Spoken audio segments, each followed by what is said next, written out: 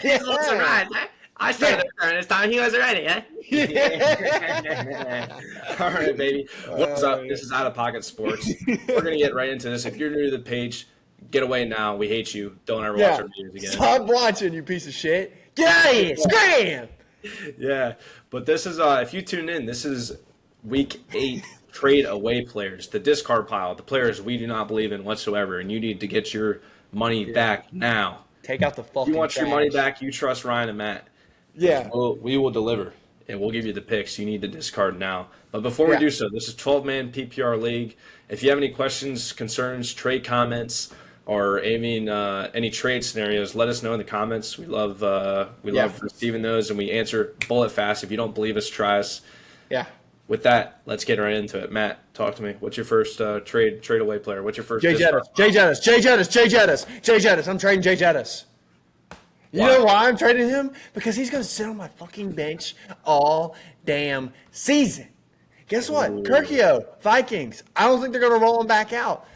Right now, it's a shit show in the Vikings. Don't get me wrong. We're currently watching the game. They're up 16-7 against the 49ers. But I can definitely see 49ers coming back primetime, winning the damn game. If I call it on here, give me a fucking subscribe. If I don't, then report me. But, yeah. And I'm going to say this, too. If you have Jefferson, your team is probably shit. The two people who I know who have Justin Jefferson in 2 leagues I'm in, they have Justin Jefferson, and guess what? They are not in contention. They have him on the bench, and they're thinking, well, if he comes back, well, guess what? By the time he gets back, you're going to have a fat nutsack on your face, and you're not going to even have a chance at the playoffs.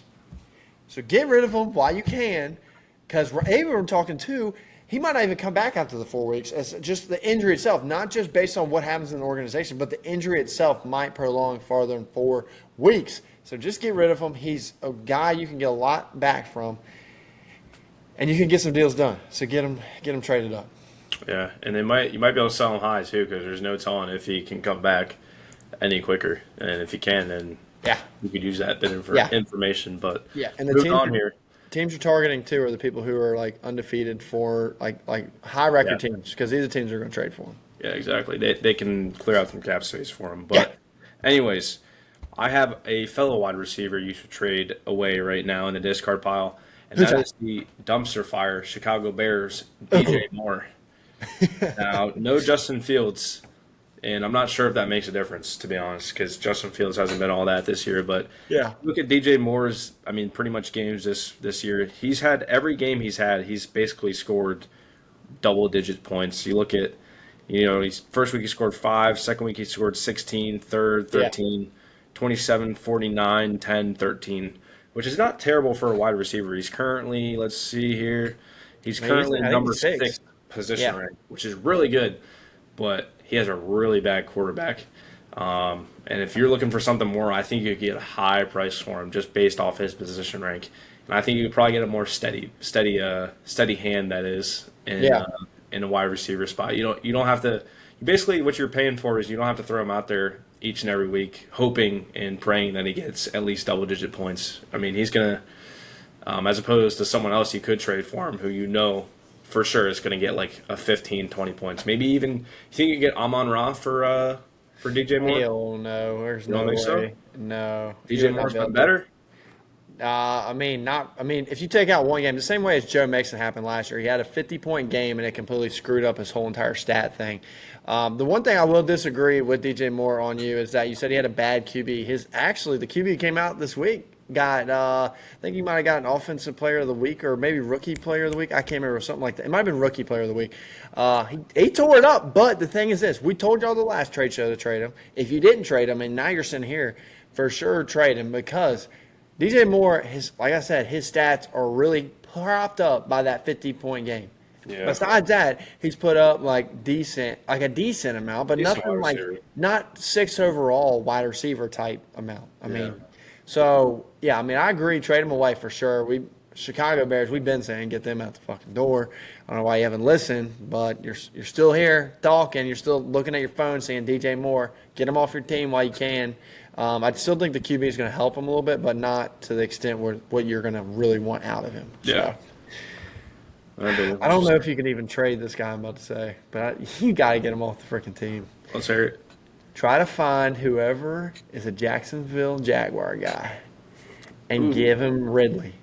Give him Ridley.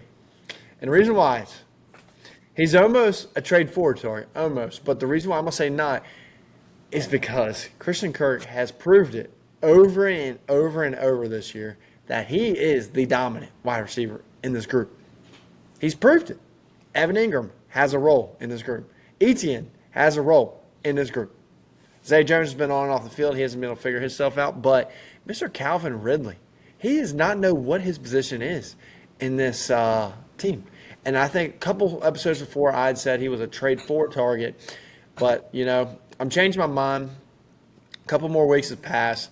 Nothing's really changed. If anything, he's more like a Gabe Davis, but just not as high of a ceiling. He's just kind of everywhere as far as what you're going to get from him. And I think he might be someone who's strictly matchup play right now rather than just a must start him each week. So I'm trying to trade him if I can, but if it's dollars on the penny or penny on the dollars, do not send him away. So Okay. Yeah, I like that. Moving on to my second pick, I have Jahmyr Gibbs. You need to trade away. And you might be saying, why would you trade him away? Montgomery's not even starting this week, or is doubtful or whatever. Well, that's why you might want to hold on to him this week and then see if he has another big game this week. You know, that's even more stock you can use to trade him. At least the only problem is if he has another good week, or even like a mediocre week, you're going to be hard pressed to trade him because fantasy owners know David Montgomery's going to come back and he's going to get the majority of the snaps. So that's why I'm saying trade him this week, because David Montgomery might be coming back the week after, and you'll be harder pressed to get a more decent price, because he went off this past week. He had like 28 points. He's basically almost like a Kamara. He's like a mini Kamara. He can catch passes from the quarterback, and he's not the greatest rusher, but he's a really good pass catcher, and that's his strength, and that's really good for fantasy. But, you know, when Montgomery comes back, if you watched the last episode, Matt was talking about Montgomery coming back, trade for him now. It's you're going to be hard-pressed to probably sell him this week after, so I'd probably get rid of him while you can and get something good for him too. If you're struggling in the running back position, you might be able to do Gibbs for Montgomery straight up. I mean, do you think that'd be fair? Or? I guess it depends on who it is and who you're dealing with. But, I mean, I feel like that could possibly be something you could do for sure. And the reason why is, if you heard Mr. Campbell, he came out and even said, he was like, well, Gibbs is kind of all we had left, so he's just going to have to step up. Exactly. And that was the situation he was in this week. Now, it's very key, like Scotty said, you trade him this week, because if you trade him next week, I don't even care if he has a high, like super high game. He's going into bye, and it's really hard to trade players on bye unless you're going straight for David Montgomery and you're going to just trade just for him. But trading people on bye, it's always going to be, you're going to not get the value you want because they're on bye. So if you're going to try to trade him for somebody else, I think this is the move on the week, because everyone loves a good rookie running back and they think they're going to break out, which they tend to do. But I just don't think Gibbs is going to break out in this offense with David Montgomery back in the helm. So, and that's why you'd want to trade him this week, not the week after. But. And my next person I'm going to say is someone we've had here before, and I think coming out of this bye week, this could be somewhere you could trade for, especially to now the OC has switched from being Frank Wright to, I believe they have the actual OC in the Colts, Panthers. Offensive team taking over, and it's Mr. Thielen. And the reason why is I think right now you can move Thielen for Devontae Adams. Devontae Adams has had 3 pretty bad games. And if you watch the game, he had a really bad drop in the end zone that would have got his fantasy production over 20 points. But he dropped it. Mr. Butterfinger, somehow, some way. Don't know how that was possible. But Jimmy G is going to come back at some point. I mean, he almost made it back this week, but they just didn't rush him out there, especially because he had to go to the hospital and get some stuff checked out. And, I mean, they're going to need this guy to at least play the rest of the season. They're not going to try to rush him out and just completely screw him. But Devontae Adams is somebody who I feel like you could switch for Thielen. So that's what's kind of made me think, hey, this guy named Thielen, man. I mean, he's been on an absolute tear. He's been like a top 5 wide receiver. And I want to kind of trade him for someone who could be a little bit more possibly longevity stable in my roster. And we know, too, with Devontae, I mean, he has some of these 40-point-plus games that can pop off, and I feel like that's just a rocket waiting on your roster. So that's kind of what I'm thinking as far as Thielen goes. I'm not trading him just to trade him. I'm trading him seeing, like, where are people's heads at? Can I get a crazy good wide receiver for him? Because I think you can go out there and do it. I mean, I'd be even curious, too. Could you think you could do a Thielen for, like, Cooper Kupp maybe coming off an awful game? I mean, Thielen, you look at Thielen's production, dude. You want me to read off what all Thielen's been doing? I mean, I believe you, and it's there for sure. I just don't know if people would trade a marquee name for Adam Thielen. I think people are too stuck on people's names. Like, no one's going to trade Mahomes because it's Mahomes. I know, but, dude, he's had 20, 31, 15, 27, 28 going into the Yeah, he's been really good. It's can he keep it up is the question. Yeah, I mean, that is the question, but I'm just curious because I'm curious how far you can stretch it. I feel like you could do it for Devontae. I'm curious. Reason why Devontae is not just because it's player, but it's the situation. It's the QB, it's the team, and that the coach is probably going to get fired.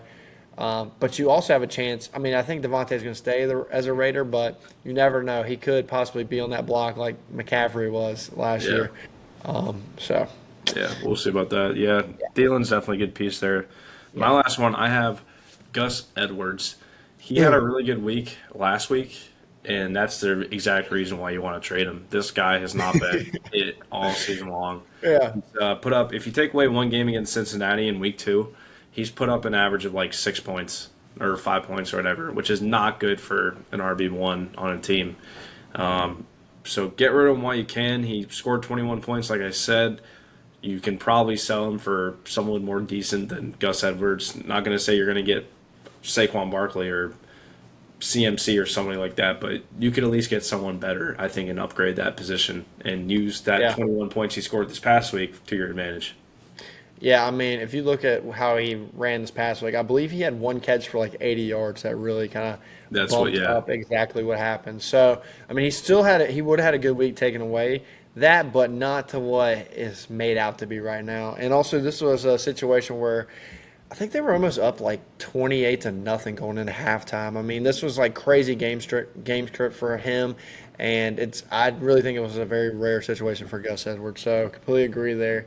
Trade high on him. And the last guy I'm going to is Mr. Tyler Lockett. Now, the reason why I'm saying trade him is just strictly on brand name. You're not going to be able to trade him because he's coming off some crazy game, but it's more the fact that Metcalf is eventually going to be back, and JSN is coming out of the bye hot. He's scored his touchdown. He is starting his campaign for breakout, which rookie wide receivers tend to do this, and they tend to do it coming out of a bye, which is exactly what JSN did. And Tyler Lockett is going to be out of the door by the end of the year. So I still think he is going to be fantasy viable in most people's lineups, but I think you could trade him right now before he gets a little too crazy and he starts to slide into that number 3. Because right now, currently, I'd say he's the number 2 in Seattle. But that is soon to change, I believe, with the rise of Mr. JSN. And I'm going to sprinkle one more other person I want to sprinkle in because I'm just that fucking nice. I'm feeling really charity right now. I'm Santa Claus. That's really, I'm fucking Santa Claus. Ho, ho, ho, baby. Guess what? Josh Jacobs. I'm dropping him in there because this is somebody who, if I'm going to get on anyone on the Raiders team, I want to get on the wide receivers because I don't think they're going to run it that much, being behind in most games. And Josh Jacobs has proved it this year because the line's been so shit. He's been so unproductive, and this week was just an explanation of, he's got a little bit of, I think he got most of his carries. He's getting close to 20 a game, but he's just not doing anything with him. He's almost like a Rashad White, to be honest, and people don't see that. They think he's still Josh Jacobs of the old, but I would really compare Josh Jacobs more to Rashad White this year. And if he scores a touchdown, that's going to help the team, and that's going to help him as far as a fantasy guy. But if he's not scoring, this team isn't scoring, he's just really kind of in that zone where it's kind of a ghost land. But the reason why I'm saying trade him is because he has a lot of brand name to the name that you can persuade people into making them think that they're buying low on the guy who almost won the running back last year as far as at the position. So I like moving him, but I am saying a Raider, but I still think Tay is someone you could pick up, but I just don't like him as a running back. So Yeah. All right, well, that wraps it up. That was trade away players, the discard pile. If you guys enjoyed this video, leave a comment, thumbs up, whatever. Drop the comments, too. We want to analyze trades. We'll be bullet fast with our responses, get a little conversation sparked in the comments section. And that was Out of Pocket Sports. If you enjoyed this one, stay tuned for the next one. Peace.